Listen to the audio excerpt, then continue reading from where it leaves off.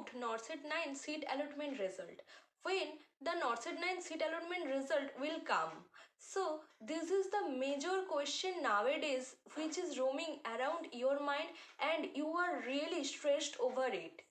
So hi everyone, welcome to my channel, and today I am here to discuss about all these questions and answering all your doubts. So बिना skip किए ये video end तक देखना, because this video is gonna be very much important for you all who are stressed over the revised seat allotment result of NORCET 9. So video start करने से पहले hit the subscribe button for more such important update about NORCET and any other central exam you are appearing for.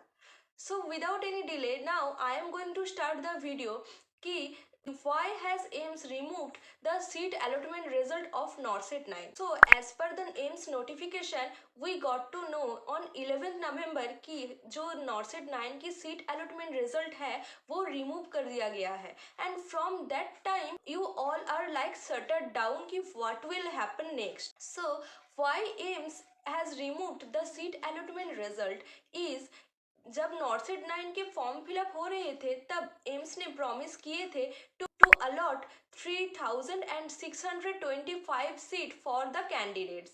But now when the seat allotment result has come, then we got to see that only 3,237 seats are allotted for the candidates. So there is a gap of 388 seats. तो AIIMS ये revise करने वाली है क्योंकि जो 388 seat vacant है AIIMS वो allot करने वाली है more candidate. So we can assume कि 350 to 360 seats will be allotted to more candidates. इसलिए एम्स वो सीट रिमूव किए हैं, and as this is a official body, so all the seats with the pre-allotted seat will come together in the same PDF. That's why AIMS have removed the seat allotment result. And इसके बारे में आप सब जो पूछ रही हो कि जिसके जो सीट अलॉट हुए थे वो क्या चेंजेस आएंगे, so no, there is 99% no chance of rearranging the seats because this is a revised list which will come, not a rearranged seat. ठीक है, तो टेंशन लेने की कोई बात नहीं है, बिकॉज जिसका जो सीट्स मिले थे अपने ड्रीम एम्स में वही अलॉटेड रहने वाले हैं. Only 388 seats will be given to new more candidates. So this is not at all a bad news, this is a good news for all of us, है ना. बट जो UR, OBC, EWS and SC category है इसके seat के changes का chance तो बिल्कुल भी नहीं है. जो 388 सीट्स है वो मेनली फॉर एसटी कैटेगरीज जो जीपमार और वेरियस इंस्टीट्यूशन में है वो वैकेंट रह गई थी एंड वो अलॉट नहीं हुई थी. That's why AIIMS are trying to allot more candidates according to the seats. तो एसटी कैंडिडेट की सीट्स के चेंजेस की चांस 1 to 2% भी रह जाता है.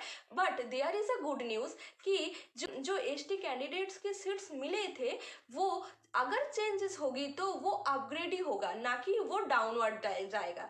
So please be stay happy and stress free कि आप जब खुश हो रहे थे कि आपके अलॉटमेंट आ गया बट अभी सीट रिमूव हो जाने पर आप लोग बहुत ही सैड हो गए हो and you are so much worried. तो मेरे पास इतने सारे क्वेश्चंस आ रहे हैं, please don't be stressed over that because AIIMS is a trusted central body and AIIMS has always taken the best decision for their students और the candidates who are appearing for the exams.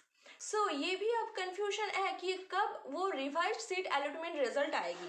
तो revise seat allotment result approx 7 days में आने के लिए AIIMS has promise to us. We are guessing like that कि Friday, I mean today और Monday it can be arrived.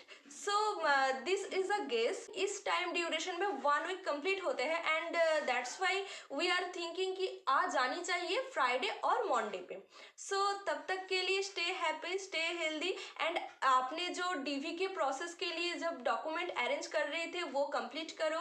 And अगर कोई documents में और कोई भी इस टॉपिक में आपके कंफ्यूजन है तो please comment it down and I am here to clear all your doubts as much as I can, and please don't be stressed over it. Everything will be fine. Thank you.